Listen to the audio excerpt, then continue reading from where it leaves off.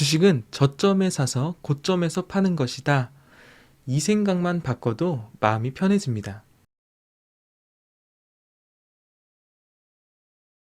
안녕하세요. 에이스입니다. 주식을 하는 많은 사람들의 목적은 한 가지입니다. 수익을 내는 것, 돈을 버는 것이죠.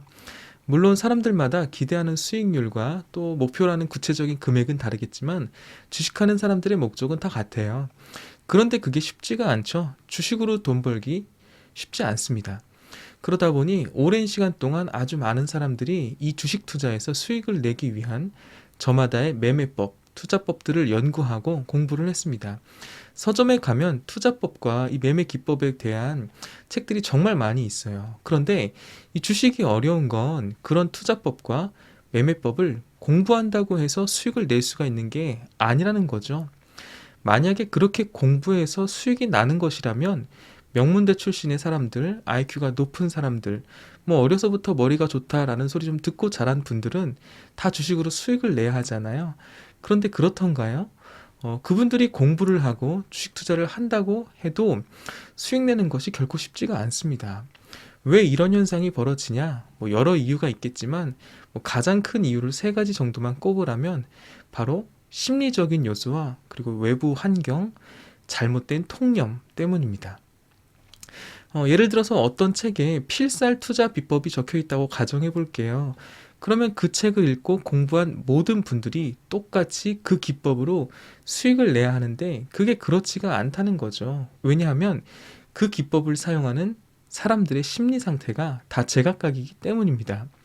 또 주식에서는 아무리 좋은 투자법과 매매 기법을 가지고 있다고 하더라도 기본적으로 현물 주식은 시장이 하락할 때는 답이 없습니다. 아무리 개별 종목이 좋다 하더라도 시장이 하락하면 개별 종목도 같이 하락하게 되어 있어요. 각 개별 종목들은 전체적인 주식시장의 흐름에 영향을 크게 받게 되는 것이죠. 그렇기 때문에 아무리 실력이 좋아도 외부 환경, 주식의 외부 환경이 따라주지 않는다면 수익을 내기가 어렵습니다.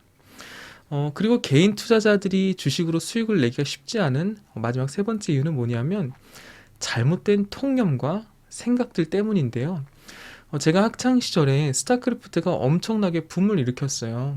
그때 이제 반별로 대표를 뽑아서 뭐 경기도 하고, 그다음 제가 군대에 있을 때도 군대에서도 스타 대회를 했어요. 그래서 1등 팀에게 이제 포상 휴가를 주고 막 이랬었죠. 지금은 뭐 민족의 뭐 민속놀이가 되었다 뭐 이렇게까지 말을 하잖아요. 근데 이 게임을 정말 잘하는 친구들이 있는가 하면 게임은 잘 못하는데 옆에서 말만 잘하는 친구들이 있어요. 그래서 입스타라는 단어가 생길 정도였죠. 손으로 구현해낼 수 없는 플레이를 그냥 입으로만 떠드는 거예요. 불가능한 걸 막 하라고 하죠. 물론 입으로는 가능합니다. 그런데 그걸 플레이에서 손으로 구현해내려면 뭐 손이 네 개여도 안 될 것 같은 말들을 뭐 그냥 막 입으로만 떠드는 것이죠. 주식도 똑같다고 생각하시면 됩니다. 말들은 잘해요. 뭐 과거로 돌아가서 뭐 삼성전자나 셀트리온 같은 주식을 사서 묻어놨어야 됐다. 뭐 전 재산 올인했어야 됐다. 또는 뭐 이 종목 내가 사려고 눈여겨보고 있었는데 이렇게 올라갔다라고 막 이렇게 보여주기도 하고요. 내가 추천한 게 이만큼 올랐다. 뭐 이런 이야기들 주변에서 많이들 하죠. 정작 본인은 안 사면서 말이죠. 이런 게 바로 입스타랑 똑같은 거예요. 말은 누구나 잘합니다. 근데 실천을 못해요. 그 100명 중 한 99명은 실천 못합니다. 결과론적인 이야기라고 하죠. 지나고 나서 딱 보니까 상황을 다 보고 나니까 아 이랬어야 했는데 저랬어야 했는데 뭐뭐 할 걸 이런 이야기들 영양가가 별로 없는 이야기들이거든요. 결과론적인 이야기들입니다. 주식을 할 때 개인 투자자들이 보지 않아도 될 손실을 보는 가장 큰 이유가 저는 이것이라고 생각하는데요. 안 되는 걸 하려고 하기 때문이에요. 이게 무슨 말이냐면 마치 입스타처럼 주식에서 안 되는 걸 하려고 한단 말이죠. 그 중에 대표적인 거 이런 이야기들이 있죠. 저점에 사서 고점에 팔 거야. 또는 이제 지수가 하락할 것 같아. 지금 팔았다가 다시 오르면 사야지. 그리고 오를 만큼 올랐어. 이제 팔고 하락하면 그때 다시 저점에서 잡아야지. 이런 얘기들. 이제 오를 만큼 올랐어. 이제 하락할 거니까 주식 팔고 인버스 사야지. 이런 이야기들. 그러니까 지수의 저점과 고점을 내가 예측을 하는 거죠. 여러분 이게 가능할까요? 절대 안 됩니다. 이게 가능할 것이라고 생각하신다면 그 생각을 버리셔야 돼요. 우연히 한두 번, 뭐 세 번까지는 맞을 수는 있어요. 그런데 이렇게 주식을 하면요, 총 손익을 기간을 넓혀서 봤을 때 수익 내기 정말 어렵습니다. 주식시장의 하루하루 등락은 정말 아무도 몰라요. 알 수가 없습니다. 내일 무슨 일이 일어날지 우리가 어떻게 아나요? 또 우리가 별거 아니라고 생각했던 일을 시장이 그걸 어떻게 받아들이는지 우리가 그걸 어떻게 하나요? 지난주에 뜬금없이 미중 무역 전쟁 얘기가 다시 나오고 뭐 중국발 유동성 축소 이야기가 나오면서 시장이 하락할 줄 누가 알았나요? 그걸 알았다면 다 히토류 관련주 선침해 해놨겠죠. 막 유니온 같은 거 날아갈 때 말이죠. 갑자기 미국의 기상이변으로 뭐 텍사스에 한파가 불어닥쳐서 반도체 공장과 다른 제조 공장들이 타격을 받을 줄 누가 예측을 할 수 있었나요? 이건 그냥 불가능한 거예요. 지수가 어떻게 움직일지 이건 예측이 안 됩니다.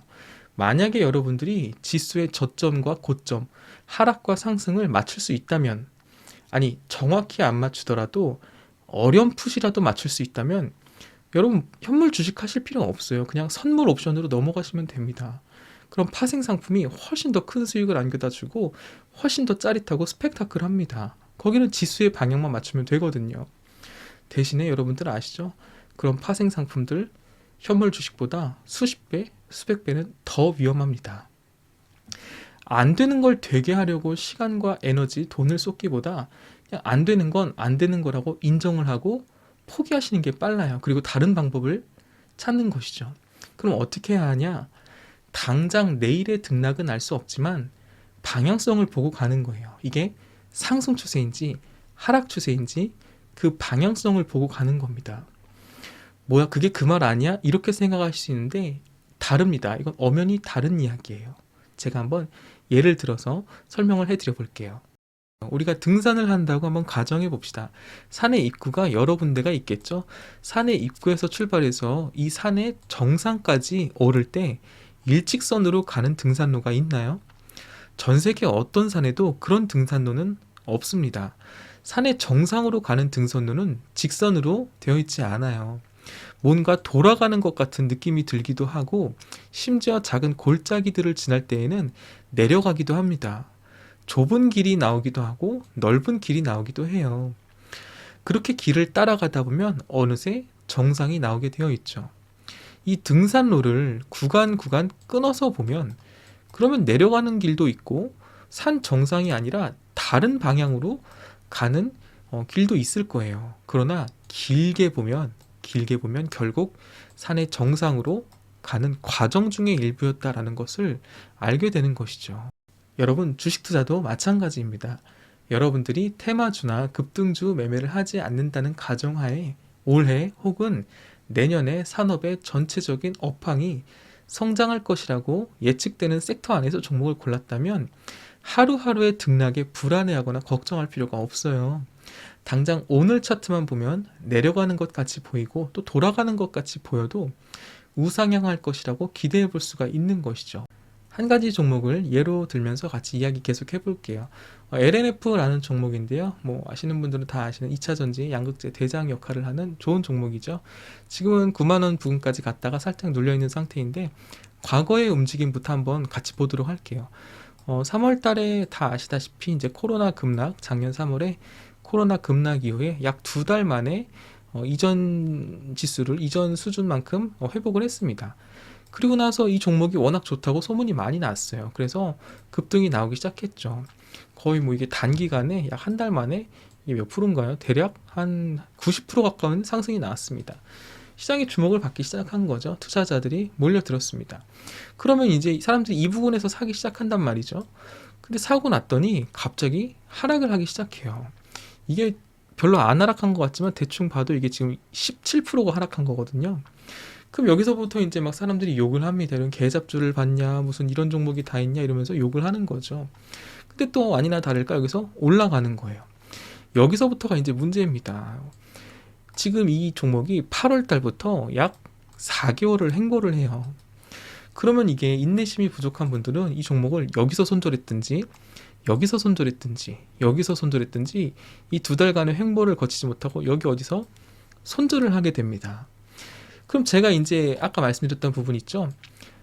보지 않아도 될 손실을 열심히 노력해서 보고 있는 거예요. 이런 종목을 왜 이 부분에서 손절을 하냐라는 것이죠.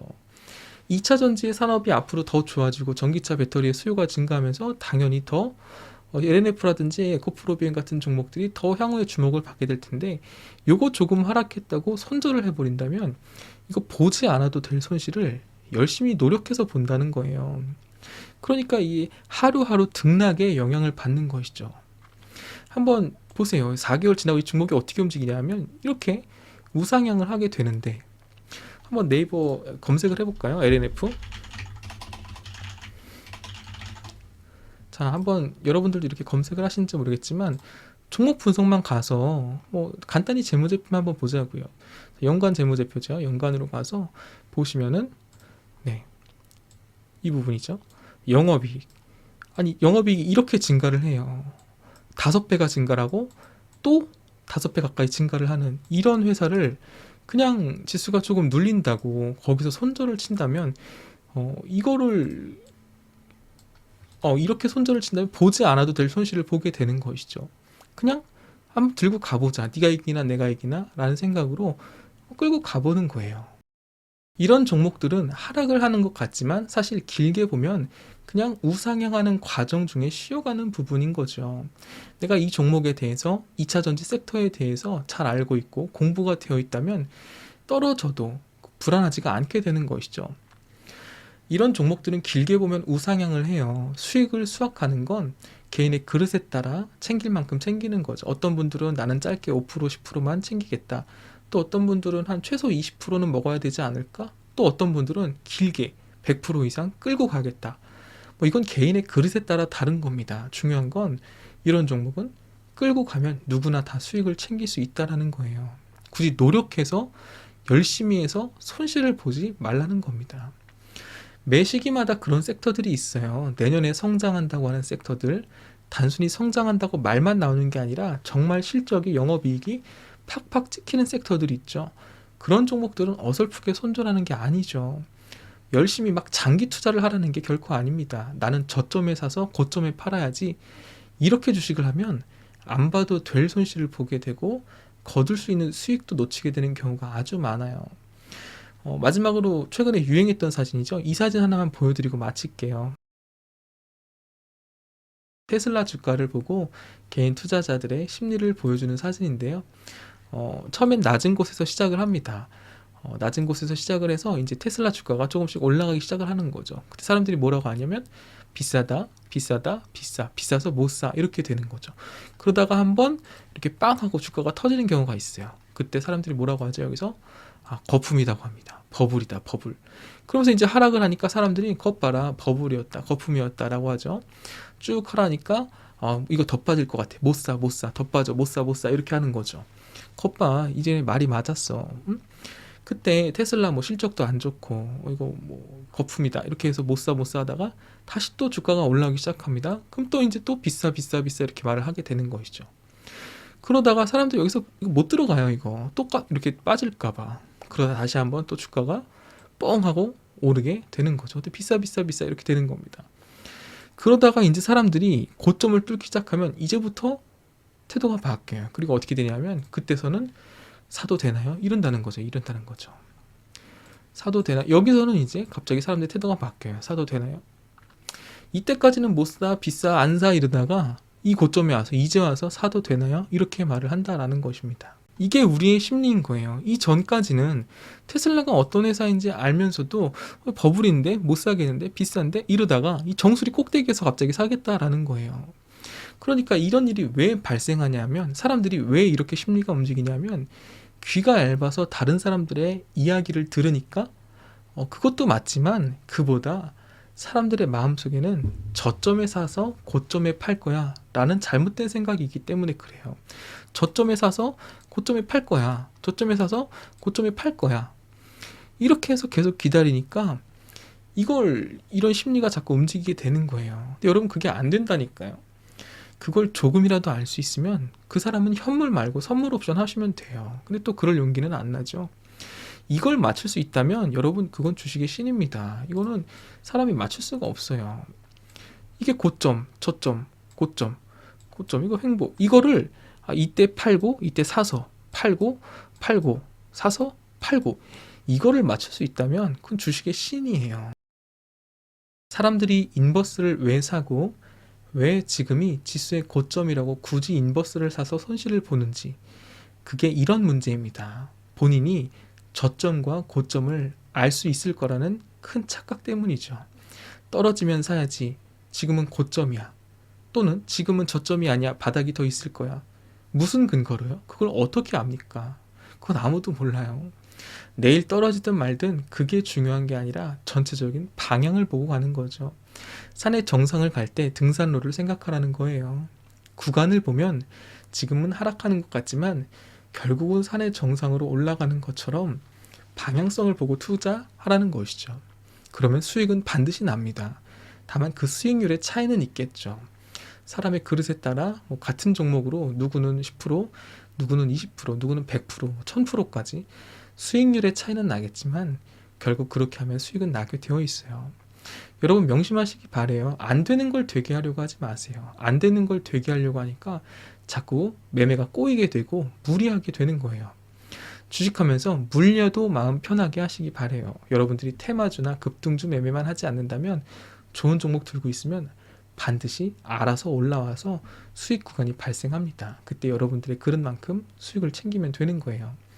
한번 정리를 해볼게요. 첫 번째, 일단 종목을 찾을 때 올해나 혹은 내년에 실적 전망치가 우상향하는지를 체크하시고, 그런 종목 안에서, 그런 섹터 안에서 종목을 고르는 거죠. 현재 시기로 치면 가장 대표적인 섹터는 2차 전지와 반도체, 그린 뉴딜 관련주 정도가 되겠죠. 물론 그 외에 원자재라든지 또는 뭐 금융주, 여행주 다 좋은 섹터지만 제가 생각하기에 가장 좋은 섹터는 2차 전지와 반도체, 그린 뉴딜을 꼽고 있습니다. 두 번째는 뭐냐면, 이런 종목들 안에서, 이런 섹터 안에서 좋은 종목을 골랐다면 하루 이틀 하락한다고 팔고 상승한다고 사고 이러지 말라는 거예요. 저점에 사서 고점에 팔아야지, 이런 생각 자체를 하지 마세요. 그건 아무도 못합니다. 그리고 아무도 모르는 거예요. 내가 공부해서 좋은 섹터에 좋은 종목이라는 거 알았으면 그냥 적당히 눌림 자리에서 사는 거예요. 뭐 최저점에서 사실 필요도 없고 살 수도 없습니다. 그냥 사놓고 기다리는 거예요. 뭐 하루하루 오르든 말든 내리든 말든 별로 신경 쓰지 마시고 그냥 놓고 기다리다 보면 알아서 올라옵니다. 그러면 여러분 그릇만큼 그냥 수익 챙기고 다른 종목 찾으시면 되거든요. 세 번째, 방금 했던 얘기인데 수익은 각자 그릇대로 알아서 챙기는 거거든요. 여러분들이 정말 장투를 한다, 그럼 뭐 최소 수익률 100% 이상을 보고 가는 거고, 제가 최근에 본 분 중에 실제 계좌의 한 종목이 수익률이 8000%인 분을 봤어요. 계좌를 봤는데 종목은 안 말할게요. 한 종목이 수익률이 8000%가 저 처음 봤습니다. 그런 거. 여쭤보니까 이제 10년 훨씬 넘게 들고 있었다, 15년 정도 들고 있었다라고 하더라고요. 뭐 존경스럽죠. 이게 여윳돈을 가지고 투자하니까 그렇게 인내심을 갖고 길게 볼 수가 있는 건데, 그런 것들이 바로 이제 장기 투자가 주는 선물인 것이죠. 15년 넘게 그렇게 들고서 8000%의 수익을 낸다는 건 정말 엄청난 인내와 또 끈기를 가진 분들만이 거둘 수 있는 것이죠. 만약 나는 장투는 못한다, 가끔 주식 계좌에서 인출도 해야 하고 다른 종목 투자도 좀 해보고 싶다, 뭐 트레이딩을 해보고 싶다 하시면 뭐 10%에서 20%, 많게는 50% 정도 그렇게 수익 챙기고 나오면 됩니다. 내가 금액이 조금 부담된다 라고 하면 일부 비중만 분할로 수익 챙겨서 나와도 되고요. 나는 조금만 수익 나도 만족한다 하시면 뭐 5%라도 수익 챙기고 나면 그만이에요.